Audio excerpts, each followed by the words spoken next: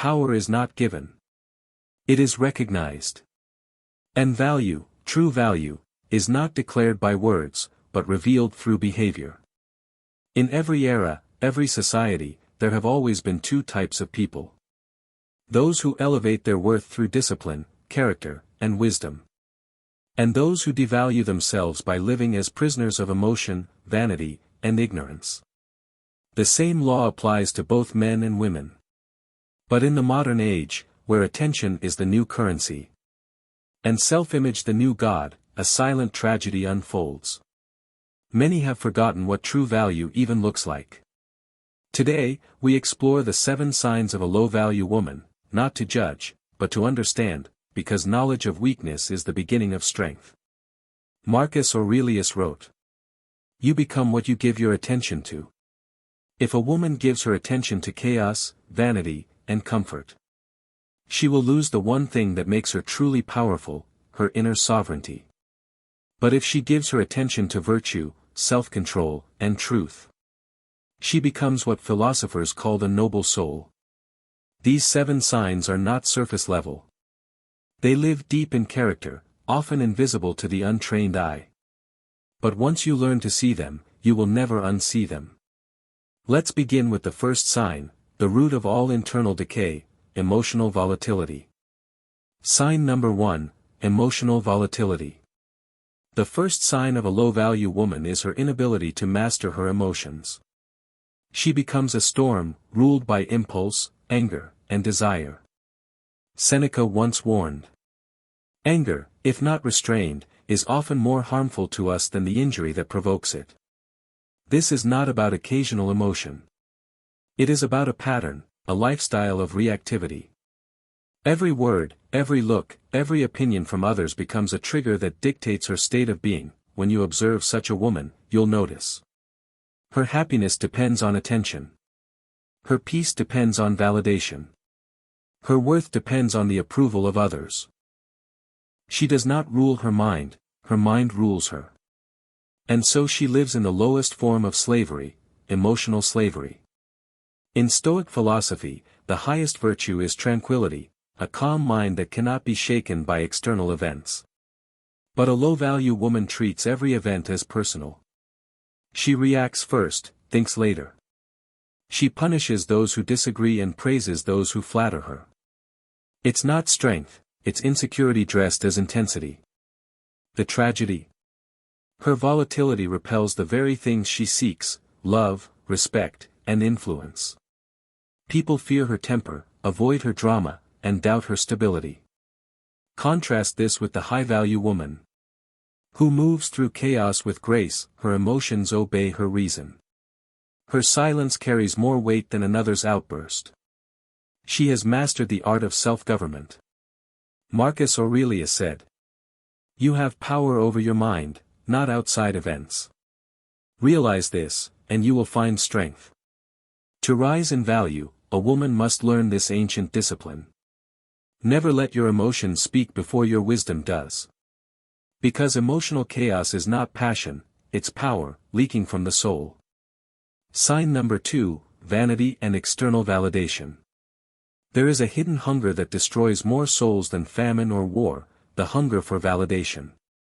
A low-value woman lives in a world made of mirrors.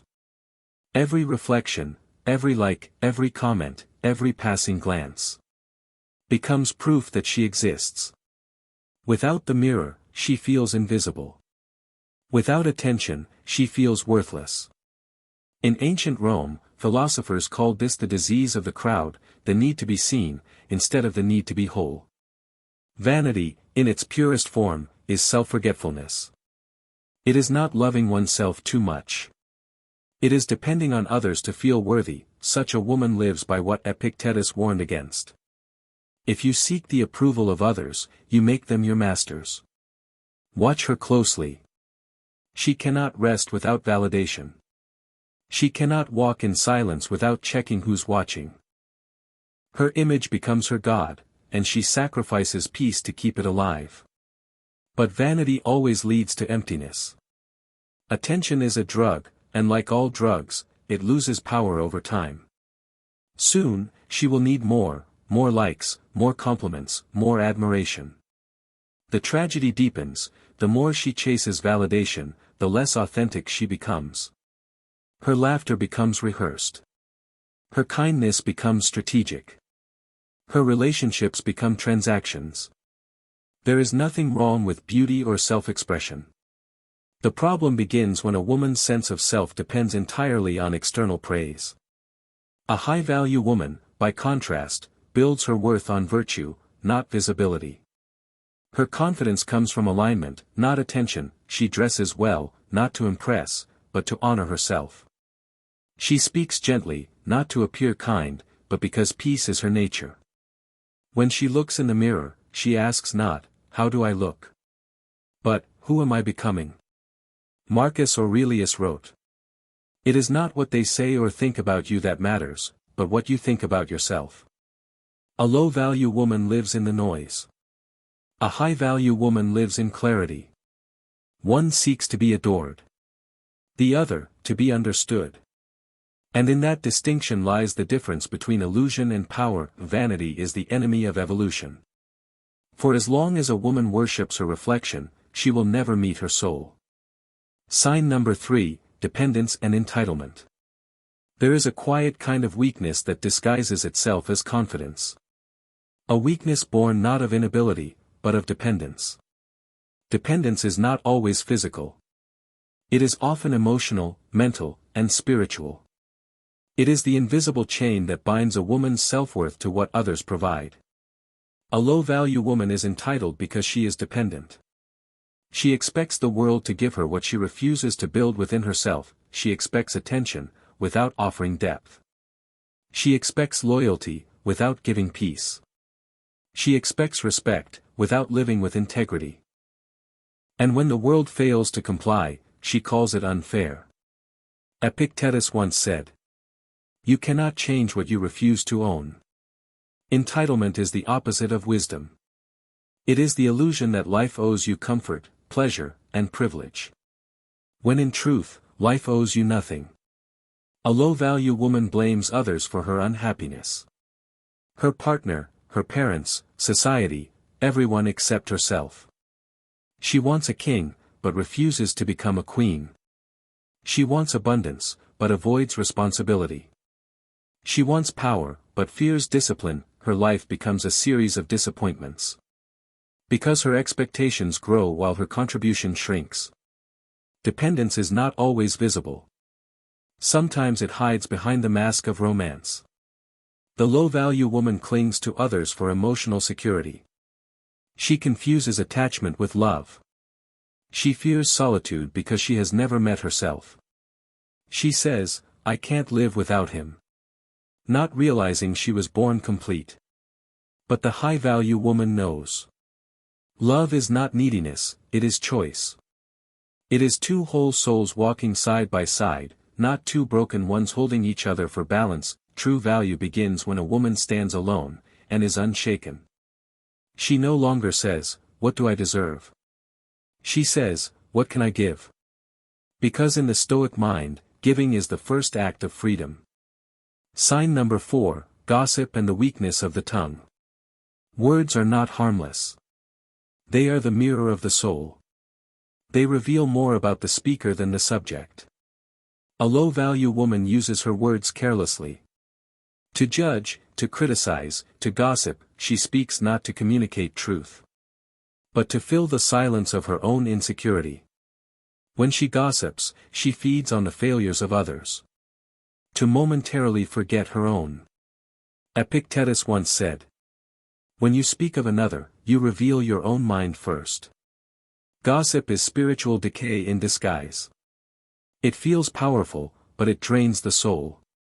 It gives the illusion of superiority, while secretly exposing a lack of purpose.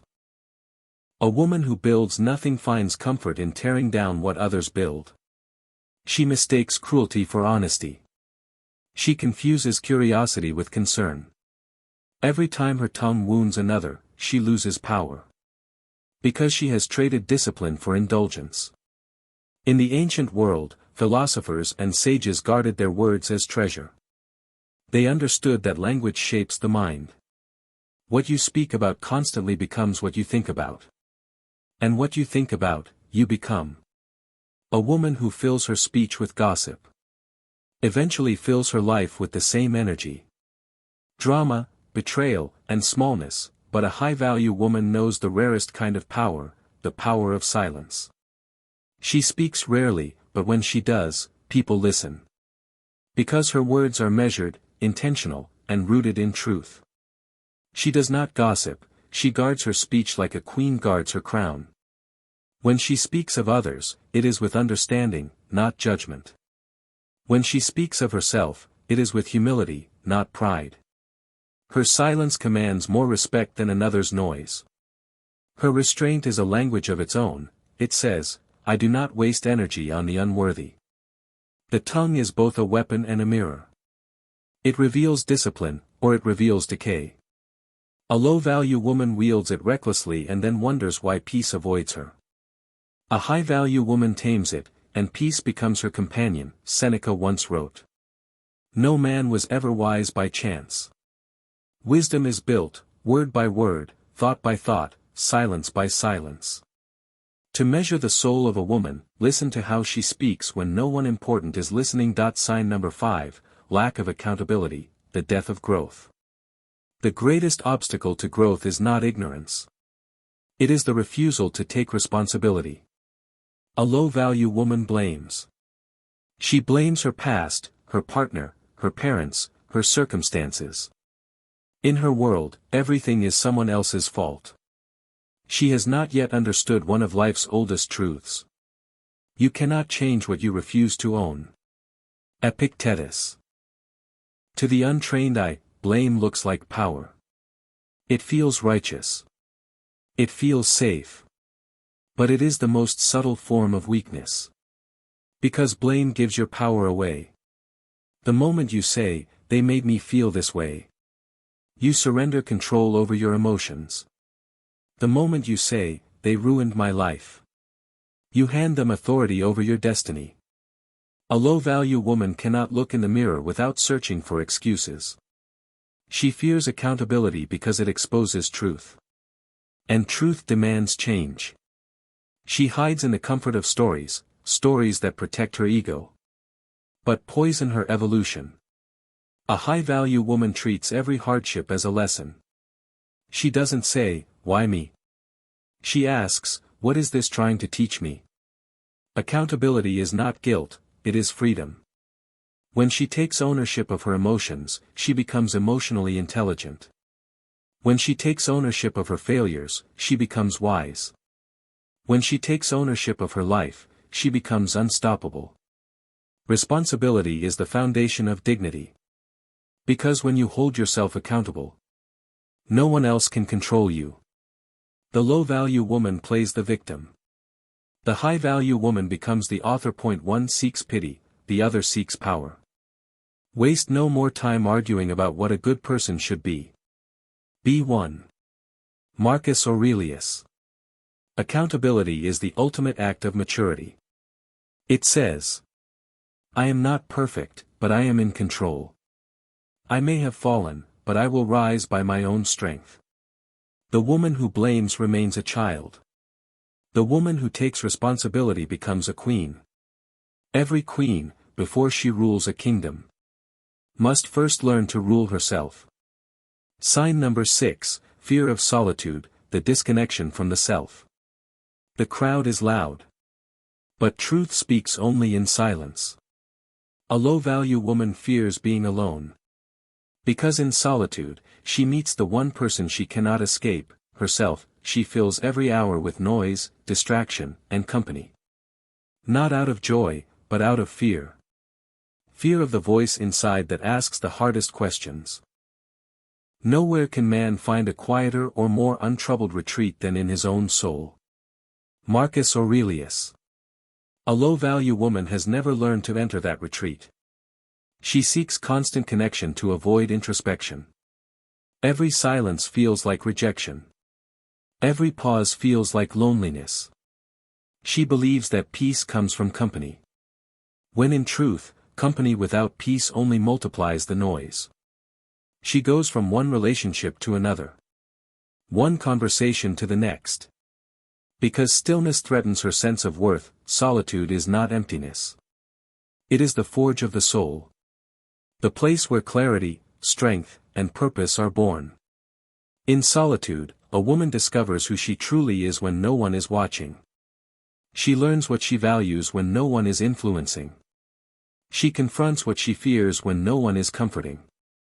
A high-value woman walks alone not because she is antisocial, but because she understands that isolation is sometimes sacred. She uses solitude as a mirror. Not to admire herself, but to examine her mind. And she emerges stronger, sharper, more aligned. The low-value woman says, "I hate being alone." The high-value woman says, "I need time to return to myself." The first seeks company for validation. The second seeks solitude for evolution. Associate with those who will make a better person of you. Welcome those whom you yourself can improve. Seneca. To find true connection, you must first be whole alone. A low-value woman runs from solitude because she confuses it with emptiness. But the wise know, solitude is fullness without distraction. It is the place where the soul remembers its own power. Those who master it can walk among the crowd without losing themselves. Sign number 7, moral corruption and the death of integrity. All the previous signs, emotional volatility, vanity, dependence, gossip, lack of accountability, fear of solitude, lead to a single, irreversible outcome, the death of integrity. Integrity is the soul's backbone. It is invisible, yet unshakable. It is the silent law that governs all actions, even when no one is watching. A low-value woman compromises her principles for comfort. She lies when it is convenient, cheats when it is easy, and manipulates when she desires advantage. She confuses expedience with intelligence. But expedience without principle is weakness masquerading as cunning. Moral corruption begins subtly. A small lie, a minor betrayal, a silent indulgence. Each compromises her soul, eroding the foundation of respect and trust. When integrity dies, all else crumbles. Beauty becomes a mask, speech becomes poison, independence becomes a lie. All that remains is appearance, fragile, hollow, and fleeting. A high-value woman knows that character cannot be negotiated. Her power lies not in her appearance, nor in the approval of others, nor even in wealth or influence, but in the unshakable strength of virtue. She understands that the world may betray her, that fortune may turn against her, but her soul remains untouchable. She embodies honesty, loyalty, and courage. She speaks the truth, even when it is difficult. She chooses what is right, even when it is lonely. Waste no more time arguing about what a good person should be. Be one. Marcus Aurelius. A low-value woman abandons virtue for convenience. A high-value woman sacrifices convenience for virtue. One builds her life on sand. The other builds her life on rock. And when the storms come, as they inevitably do, the house built on sand collapses. The house built on rock stands unshaken.